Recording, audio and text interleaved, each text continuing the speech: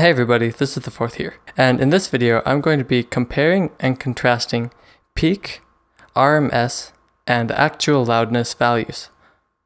So right here I have just a peak meter, and if I play this sound, you'll see I'm peaking at about -8 decibels. And if I play this sound, it sounds quite a bit louder, but it's also peaking at -8 decibels.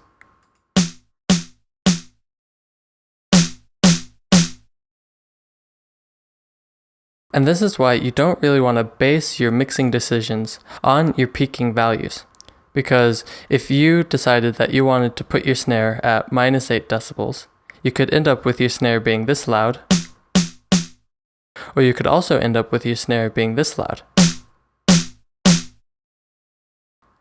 And in your mix, the first snare might be too quiet, or the second snare might be too loud. And it's really just not a reliable method of leveling.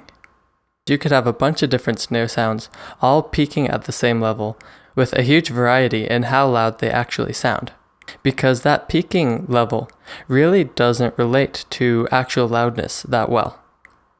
Now, because of this, a lot of people like to use RMS instead, because the RMS reading is a little bit more along the lines of how we hear loudness. So you can see on this RMS meter here, the first snare goes up to about -17 RMS, and the second goes up to about -13. So you can see that it's a little bit more along the line of how we perceive that loudness. But even RMS isn't perfect. So if you listen to these two tracks and look at this RMS meter here, the RMS is going to be on the inside, and it will also give you an RMS reading down here. You'll see that this track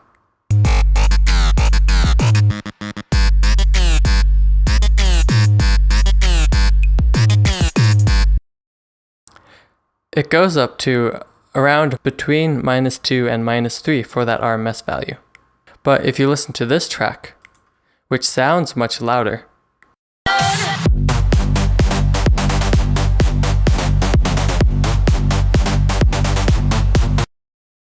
you can see that it stays pretty much between -3 and -4.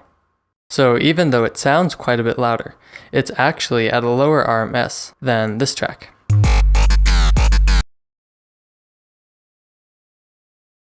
So it's still not really a perfect way of setting your loudness. So you still shouldn't really, rely on RMS values and always set your snare at a certain RMS value or anything like that. Because even though it is a bit more along the lines of how we hear, it's still not entirely reliable. And if you look at the RMS values that this meter provides and the RMS values that this meter provides, you'll see that they're pretty different. And I showed this in the previous video.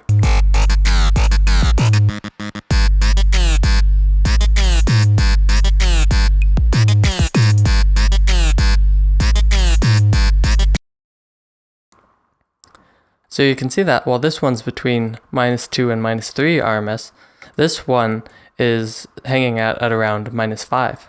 So if you're reading a mixing guide and it tells you to set your snare at -6 RMS, well, I'd have to ask based on which RMS meter, right? So these meters can be helpful while mixing, definitely, but you shouldn't base your loudness levels entirely on peak or RMS. Your ears are really going to be much more accurate than using either of these. I personally use peak meters quite a bit in my production, but I don't use them to decide the levels of my sound or anything like that. I never set my kick to a specific decibel value on the peak meter, but I do use them quite a bit for other purposes. So peak meters I do use a fair amount, but RMS meters I really never use at all. I really don't think that RMS is a very great tool to use for mixing, because it's meant to display perceived loudness, but it's not even that reliable for that purpose. So really, I just use my ears, and that's how I set my levels, and the peak meter I check out for other purposes. that I will kind of explain to you in later parts of this tutorial in a bit more depth. Now, if you need a visual guide or some kind of reading to help you set your various levels right, the tool that I definitely recommend that I've found to be the most accurate is a spectrum monitor. And there will be another video in this section about that.